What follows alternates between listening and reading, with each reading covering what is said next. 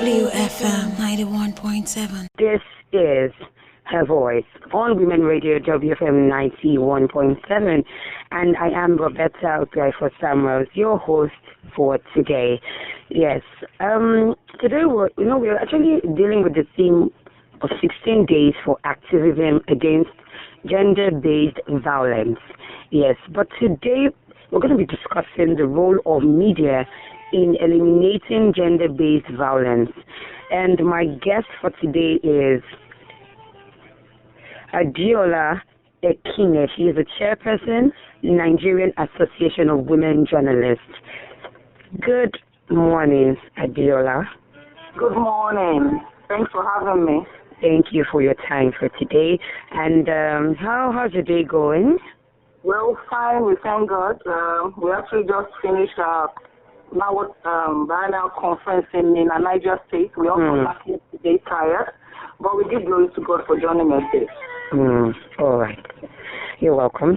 Her Voice is a program that condemns all forms of violence and discrimination against women and girls.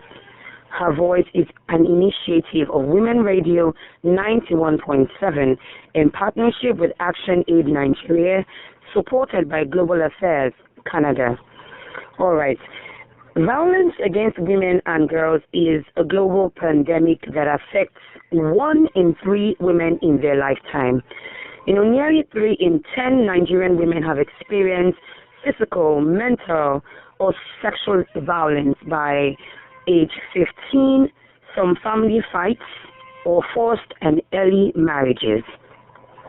Globally, a vast majority of women have been sexually assaulted by either a close family member or a relative.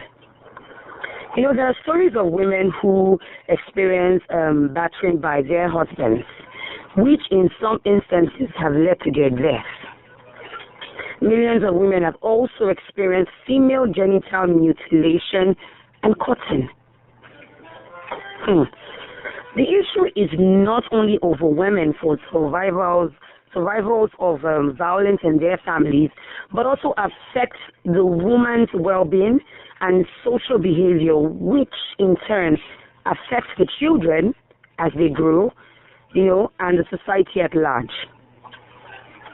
Hence, it is a crucial, issue to discuss, and it is also important that we increase awareness of sexual and gender-based violence against women in our society.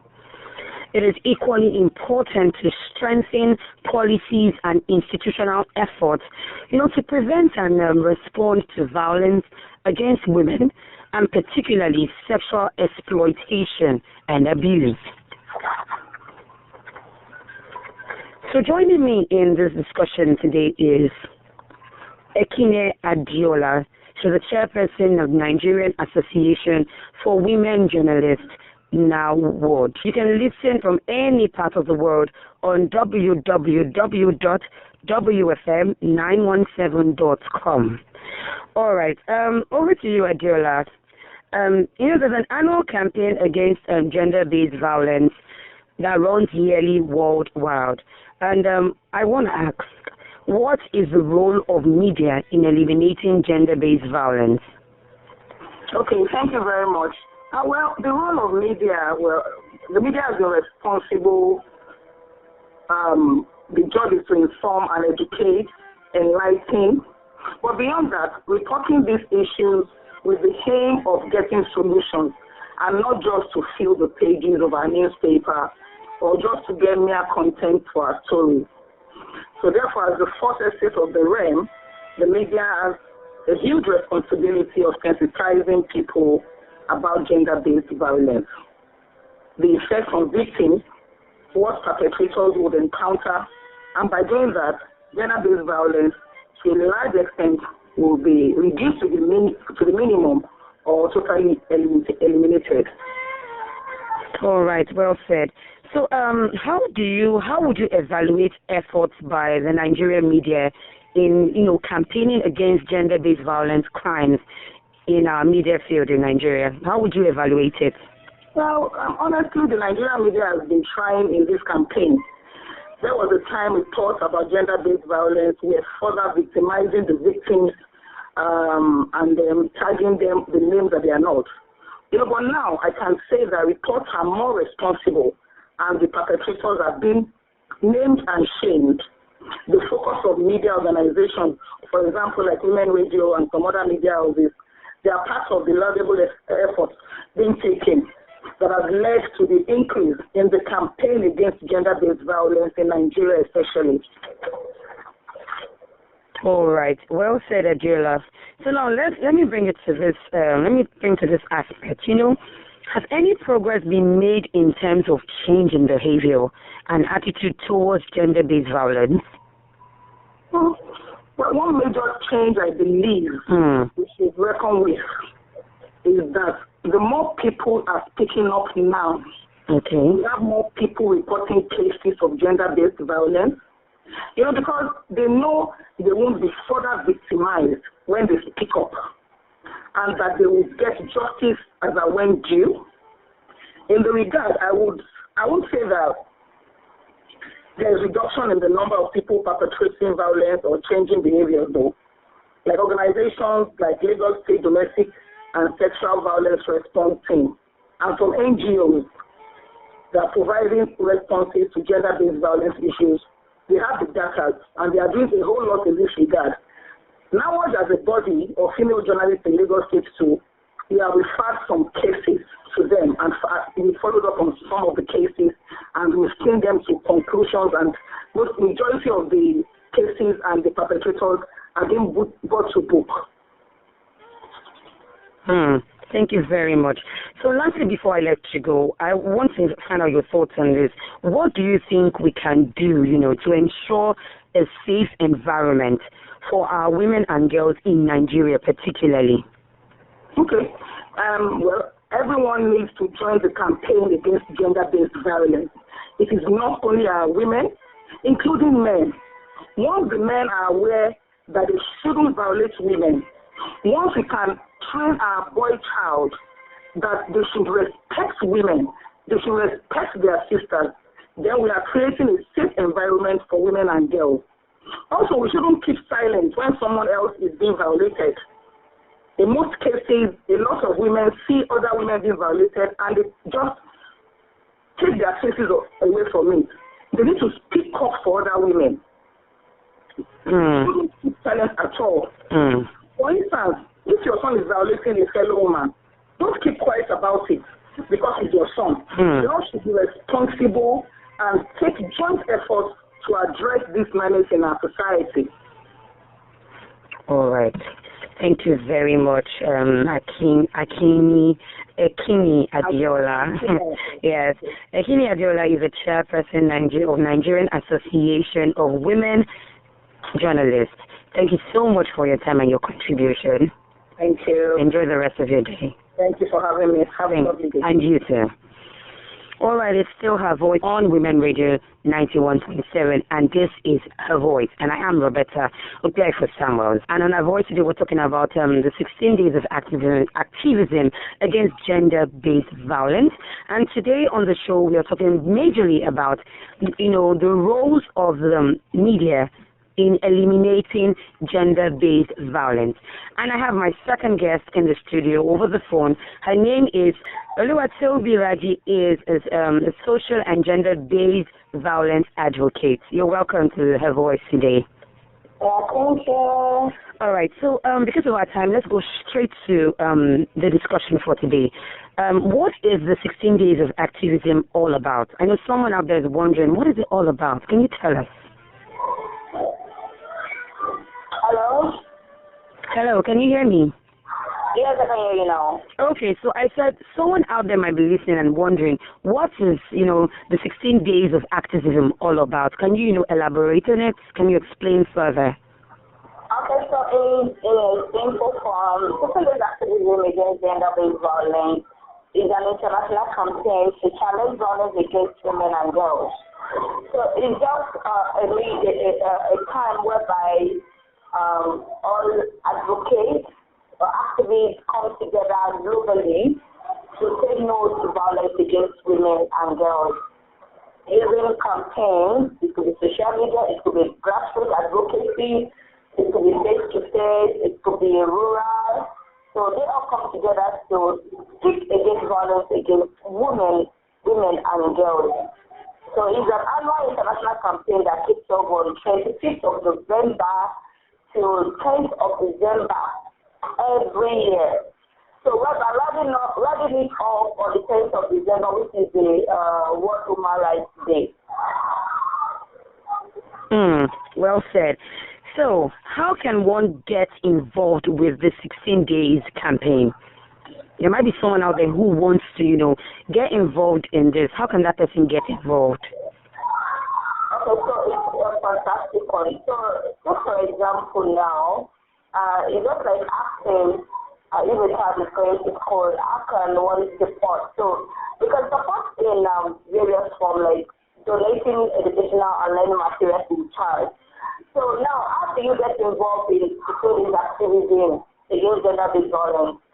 So one of the things we tell people to do is, one, you can join any woman rights campaign group around you.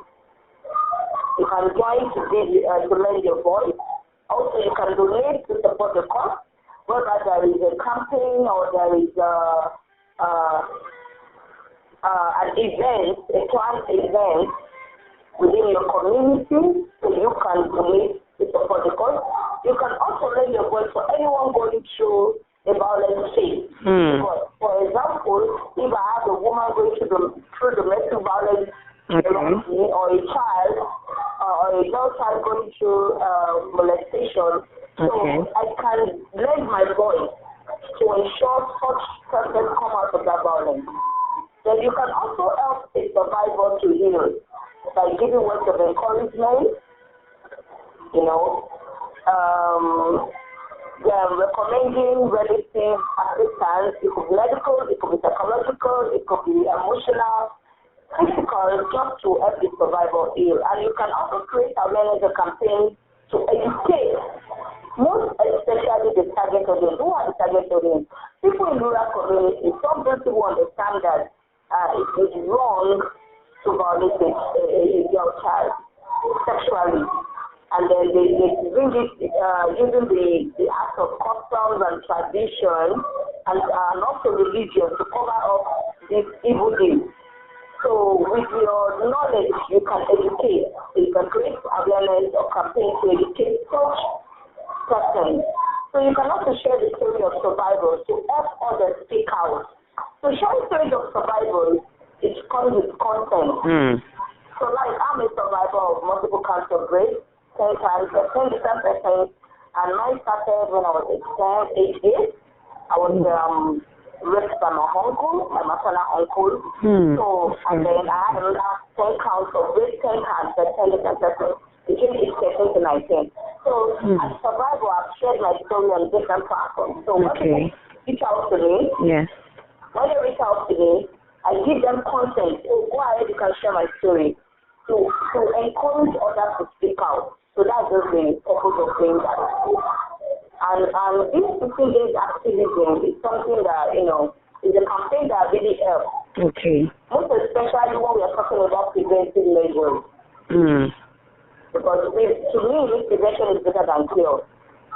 It is very good and important to talk about this at the early stage when the violence has not been perpetrated. All right, thank you very much. This is Her Voice. And in Her Voice, we're discussing roles of eliminating gender-based violence by the media in Nigeria. All right, and I have Oluwatobi Raji in the studio with me over the phone. She is an advocate for gender-based violence. All right, Oluwatobi, let me come to this angle. 16 days campaign, yes, we already have awareness of that. But does it really help? Of course, yes, it does. Okay, so let me give you a practical example of the campaign I held in January this year. Knowing that the COVID-19 would even come to surface. So in January, after after my survey on my last campaign, which was last year, that was last year, January, which I did house-to-house sensitization on preventive measures to child sexual abuse. So I call this child safety evangelism, just like the Christians do have theirs. So, and then it led the Rural London campaign, which was held this year, January this year. And the reason for that is I made use of indigenous language in rural community, that's grassroots level, so it's grassroots and go people. So because, you see, it really helped. This campaign really helped. And that was why I made mention of preventive measures. You see, we shouldn't wait until things get to the point whereby no repair. Okay. To the point of no repair, then we start to run extra to get solutions or solutions or something. No, I am an advocate of preventive measures. So I think I talk more preventive measures, because if we all, as an institution, a family, the media, the government, the religious institution, every one of us can come together and then we push the preventive measures early. I think it is the role of, for example, couples coming together want to get married. Before their marriage, they are being educated on domestic violence, what it is all about, why you should not do this as a man or as a woman, why violence is not permitted in your relationship, the consequences, the aftermath. So when they understand these processes, it helps them both to know how to deal peacefully with each other. Am I communicating? Yes, you are. So also in our religious institution and the family, whereby your children understand that no one violates my body, either a boy or a girl child, regardless the person involved. Most of the time, when it involves a family member, then you hear, oh, please keep quiet, don't say anything, don't talk. No, it's a shame. But now, the question now is, when this evil is being perpetrated, has that fellow not brought shame to that family? Of course. Of course. So what is the shame you are hiding or you want to cover up that has not actually been uncovered, unveiled? So if you do that, you speak out and let this person who has perpetrated the evil be mentioned or face the wrath of the Lord, so that others would not do the same. Because you see, violence is a cycle. Once it is not stopped, then it goes on and on till it causes more damage. So like I'm a member of the Red Cross, and in first aid we talk about preventing a bad situation from becoming worse. So now, every year we talk about people-based activism of gender-based violence. But tell me, has there been any effect? Of course, the campaign is doing so fine. People are speaking, advocates are talking, there are actions. But then, if only as a nation, as people, as individuals, respectively, we all stand up to say no to these evil acts, then there will be a change. If we all come together to say in every church, in every mosque, in every school, and the government sectors, whether we have people perpetrating these evils, they are equally punished according to the law as it is written. The truth is, there will be less violence. All right. Thank you very much. All right. I want to thank you so much, Oluwatobi Raji, for your time and your contribution on today's topic. Thank you so much for joining us. You're welcome. All right. And enjoy the rest of your day as well. Thank you so much. Yeah. All right, with that much said, I want to conclude with this. We must take actions to ensure a safe environment for our women and girls, by promoting the gender-based violence-free environment at both national and state levels. And we also need to commit to the welfare of women and girls who have been abused and help them overcome their ordeal. Yes. So Women Radio calls for an end to impunity of perpetrators by proper application of disciplinary measures and retributive justice where necessary. I want to say a very big thank you to the team that has put this all in place. I want to say a very big thank you to my guests, Oluwatobi Raji and Ekene Adiola. I want to thank them both for their contribution and their time. And also to our partners, Action Aid Nigeria. Her Voice is an initiative of Women Radio under the Women Voice and Leadership Project with support from Global Affairs Canada. Until next time, I am Roberta Samuels.